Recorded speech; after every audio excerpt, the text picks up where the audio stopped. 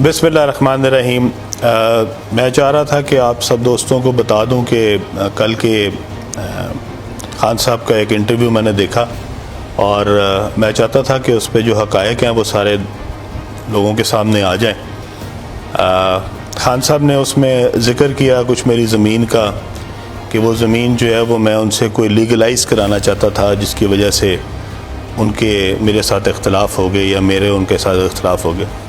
तो पहली बात तो मैं कैटेगोरिकली बताना चाहता हूँ कि 2010 से 2018 तक मैं इमरान खान के साथ था, और जब मैं 2010 में इमरान खान साहब के साथ हुआ था, ये सोसाइटी मेरे पास उस वक्त भी मौजूद थी, और ये सोसाइटी मैंने ख़रीदी थी क्योंकि 2010 में भी मैं अपोजिशन में था और उस वक्त भी मुझे कोई NOC नहीं देता था, कोई अप्रूवल नहीं देता था। तो मैंने एक अप्रूवल के साथ एक सोसाइटी ख़रीदी थी, जिसकी अप्रूवल मेरे से जो पहले मालिकान हैं उन्होंने हासिल किए हुए थे, और 2010 से लेके आज तक 2022 तक वो सोसाइटी मेरे पास मौजूद है और उसी में उसकी एक्सटेंशन हुई है। खान साहब वहाँ पे तशरीफ़ ला चुके हैं। मेरे वालिद साहब की जब वफ़ात हुई तो उसकी तदफीन पे खान साहब वहाँ पे तशरीफ़ लाए थे, इसलिए उन्होंने वो सोसाइटी उस वक्त भी और उसके अलावा बाद में भी कई दफ़ा देखी है। और अगर मुझे ये पता होता कि 2010 में मैंने इमरान खान का साथ इसलिए देना है क्योंकि 2018 में इमरान खान साहब ने वज़ीर आज़म बनना है, और उसके बाद मैंने वहाँ पे 300 एकड़ ज़मीन ख़रीदनी है और उसको बाद में लीगलाइज़ इनके लिए कराना है, तो बहुत ही मेरा इसका मतलब है मेरा विजन को बहुत ही दूर का है कि मैं 8 साल 10 साल पहले ही मुझे पता लग गया था कि यहाँ पे 300 एकड़ ज़मीन ख़रीदूँगा और उस दिन इमरान खान वज़ीर आज़म होंगे जिनसे मैं ये जाके लीगलाइज़ करवाऊँगा। हक़ाइक़ ये हैं कि ये ज़मीन जो है ये 300 एकड़ नहीं है, मेरे पास सोसाइटी में 3000 एकड़ से ज़्यादा ज़मीन मौजूद है। और ख़ान साहब जिस 300 एकड़ की बात कर रहे हैं कि उसका शायद वो ये बताना चाह रहे हैं कि वो ज़मीन जो है वो उसका स्टेटस तब्दील हो रहा है, क्योंकि मैंने वहाँ पे ज़मीन कोई जो है वो एक्वायर नहीं कराई। मैंने वहाँ के लोकल ज़मींदारों से ज़मीनें ख़रीदी हैं, और वो 3000 एकड़ हो या 10,000 एकड़ हो, उसमें से एक इंच ज़मीन भी जो है वो सरकारी नहीं है। वहाँ ना ही कोई शामिलात है और ना ही वहाँ पर कोई सरकारी एक कनाल भी मौजूद है। तो इसलिए वहाँ पे सारी ज़मीन जो है वो लोकल ज़मींदारों से ख़रीद की गई है और मार्केट रेट पे ख़रीदी गई है और उनकी मंशा और मर्ज़ी के मुताबिक ख़रीदी गई है। दूसरी बात ये कि ये जो ज़मीन जिसकी वो बात कर रहे हैं, ये ज़मीन अब रूडा के अंडर आ गई है, जो कि इमरान खान साहब ने बनवाई है रूडा। और ये रूडा वो है जिसने लोगों से ज़मीन एक्वायर की है सरकारी रेट पे, जो कि चंद लाख रुपए के अगेंस्ट ख़रीदी गई हैं और बाद में अपने मनपसंद जो डेवलपर्स हैं उनको ये बांटी गई है। वो जो मनपसंद डेवलपर्स हैं उनमें कौन कौन शामिल हैं, उनमें किन किन लोगों ने मफाद लिया है और उनका इमरान खान साहब के साथ क्या ताल्लुक़ है, अब इसकी इन्वेस्टिगेशन भी होनी चाहिए। क्या उसमें वो डेवलपर भी शामिल हैं जिनके पास मैडम फरा जो हैं वो दुबई में जाके मुकीम थी, जिनके जहाज़ के ऊपर वो फिरती रही हैं और जिसके करीबी रवाबत की वजह से इमरान खान साहब के साथ भी उनका ताल्लुक़ बना। मेरे ख्याल में सारी चीज़ें अब लोगों के तक पहुंचनी चाहिए। ये 300 एकड़ अराज़ी के बाद अब ये भी खान साहब को बताना पड़ेगा कि वो जो अराज़ी रूडा में दी गई, जो कि लोगों से सरकारी ज़मीन सरकारी रेट पे ख़रीदी गई प्राइवेट ज़मीन, और उसके बाद उसको प्राइवेट डेवलपर्स को दे दी गई, वो प्राइवेट डेवलपर्स में कौन कौन शामिल हैं? क्या जो आपने LDA का वाइस चेयरमैन लगाया था उसके रिश्तेदारों को जो कि एक अलग से हाउसिंग सोसाइटी के मालिक हैं, क्या उनको भी उनमें 10 में शामिल किया गया है? और अगर किया गया तो क्यों किया गया है? और आपने किन किन लोगों को उसके अंदर मफाद दिया है? उसके अंदर क्या अलीम खान भी शामिल है? और अगर अलीम खान शामिल है तो आप बताएं। और अगर इसके अलावा कोई और प्रोजेक्ट जिसमें आपका एक बिजनेस डिस्ट्रिक्ट भी है, क्या उसकी खरीदो फरोख्त में भी अलीम खान शामिल है? तो उसका नाम भी बताया जाए। और अगर अलीम खान शामिल नहीं है तो कौन कौन शामिल है?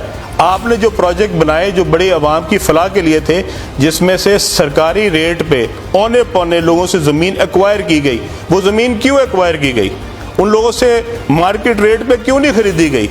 और वो मार्केट रेट पे ख़रीद के आपने उसके ऊपर शॉपिंग मॉल्स बनाए, आपने उसके ऊपर प्लाजे बनाए, आपने उसके ऊपर گولف کورسز بنائے. اگر خان صاحب آپ وہ زمین کے اوپر پلازا بنا سکتے ہیں تو وہ اس کی زمین کا سٹیٹس گرین ہے, لیکن آپ کا پلازا بن سکتا ہے انڈر روڈا, آپ کا شاپنگ مال بن سکتا ہے, آپ کے گولف کورسز بن سکتے ہیں, آپ کے گھر بن سکتے ہیں, علیم خان کی سوسائٹی نہیں بن سکتی. کیوں؟ ذرا جواب دینا پسند کریں گے. اگر اس کا سٹیٹس گرین ہے تو صرف علیم خان کے لیے گرین ہے.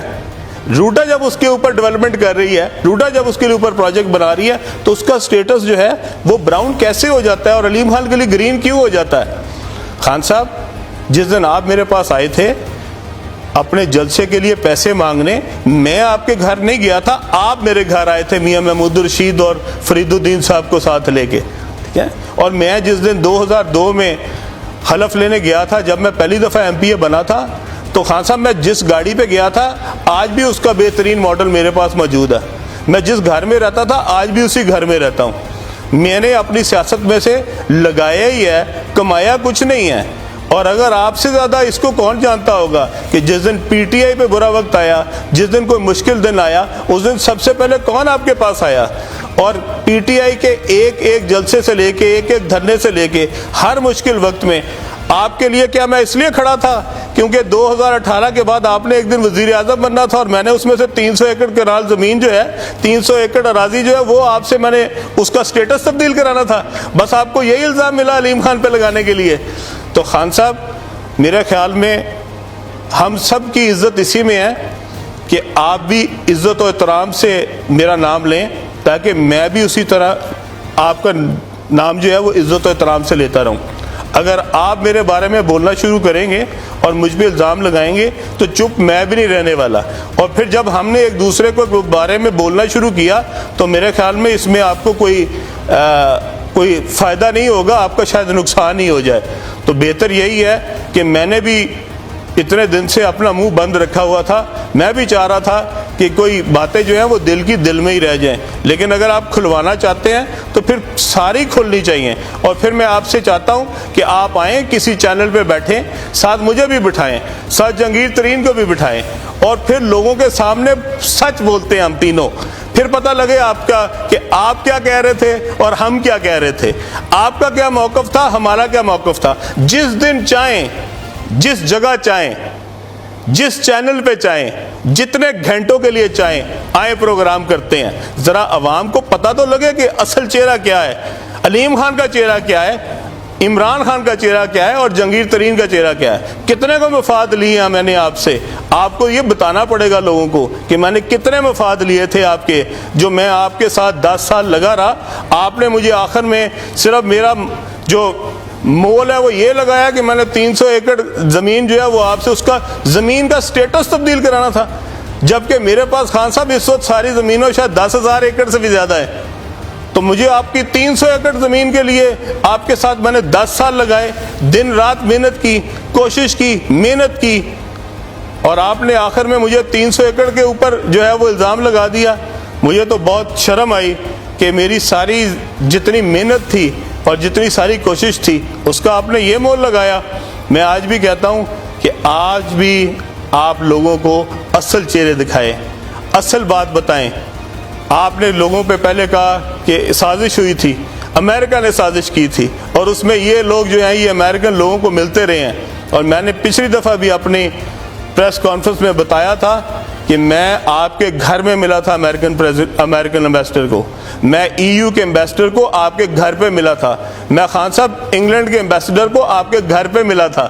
جب آپ کے گھر پہ جس وقت آپ پرائم منسٹر نہیں تھے ان سارے امبیسڈرز کو ملا جا سکتا ہے تو اس کے بعد کیوں نہیں ملا جا سکتا؟ خان صاحب حکومت میں آنے کے بعد تو یہ امبیسڈرز مجھ سے زیادہ آفیشلی بھی مل سکتے تھے, اور آپ نے میرے نام کے اوپر غدار لکھوا دیا, جبکہ ملتے تو میں آپ کے ساتھ رہا تھا. جب آپ ملا کرتے تھے ان امبیسڈرز کو, جب آپ اپوزیشن میں تھے, تو کیا آپ محب وطن تھے؟ اور آج جو مل رہا ہے آپ کے دور میں وہ غدار ہے. یہ کون سا سٹینڈرڈ ہے؟ آپ ایک سٹینڈرڈ کیوں نہیں رکھتے؟ آپ بتائیں کہ ہاں اس دن میں بھی غدار تھا, آج یہ بھی غدار ہیں, تو ہم بھی سارے مان لیں کہ تاکہ جو مل رہا ہے جس بھی امبیسڈر کو, خواہ وہ EU کا امبیسڈر ہے, خواہ وہ برٹن کا امبیسڈر ہے, خواہ وہ امریکہ کا امبیسڈر ہے, خواہ وہ جاپان کا امبیسڈر ہے, خواہ وہ رشیا کا امبیسڈر ہے, وہ سب غدار ہیں. تو آپ اپنے لوگوں کو دیکھیں, آپ اپنے وزراء کو دیکھیں کہ ان میں سے کون کون ملے ہیں انتصاروں کو, اور اپنے دور میں بھی ملے ہیں اور اس سے پہلے بھی ملے ہیں. یہ کیا سٹینڈرڈ ہے کہ جو بھی کسی ایمبیسڈر کو ملا ہے, جو بھی کسی ہائی کمشنر کو ملا ہے, کیا وہ سب غدار ہیں؟ آپ سے ہمیں سرٹیفکیٹ لینے کی ضرورت نہیں ہے کہ کون غدار ہے کون نہیں غدار ہے. میں نے آپ کو پچھلی دفعہ بھی کہا تھا, ہم سب کو پتہ ہے ہمارے اندر کیا ہے اس ملک کے لیے. اگر اس ملک کے لیے میرے اندر جذبہ نہ ہوتا تو میں کبھی 10 سال اپوزیشن میں آپ کے ساتھ نہ کھڑا ہوتا, میں حکومت کے ساتھ ہوتا اس دن اور اپنا فائدہ لے رہا ہوتا. آپ کے وہ تمام جو آپ کے کلوز ترین ڈیولپرز تھے وہ ہمیشہ حکومت کے ساتھ کھڑے ہوئے ہیں. خان صاحب یہ وہی لوگ ہیں جو آپ کے جلسے میں, جب ہم نے آپ کے جلسے کے لیے 2 منٹ کے لیے مانگی تھی جگہ کہ ہمیں صرف آپ کا ہیلی کاپٹر اتارنے دیں, تو آگے سے اسی ڈیولپر نے جس کو آپ نے بعد میں بہت نوازا مجھے جواب دیا تھا کہ علیم خان میں کاروباری آدمی ہوں, میں علیم خان نہیں ہوں. اور آپ کو پتہ ہے کہ وہ کس نے جواب دیا تھا. خان صاحب آپ کو سب پتہ ہے, سب کی حقیقتیں پتہ ہیں, اور جو کرتا رہا ہے آپ کو سب پتہ ہے. لیکن یہ ہے کہ آج مسئلت کے تحت ہم بھی چپ ہیں, ہم بھی کوشش کر رہے ہیں کہ عزت بنی رہے, بھرم بنا رہے, آپ کا بھی بنا رہے. آپ سیاست کریں, لوگوں کو ورگلائیں, لوگوں کو جھوٹ دکھائیں, وہ دکھائیں جو آپ اصل میں نہیں ہیں. لیکن میں جس دن بولوں گا میں تو وہی بولوں گا جو اصل ہے.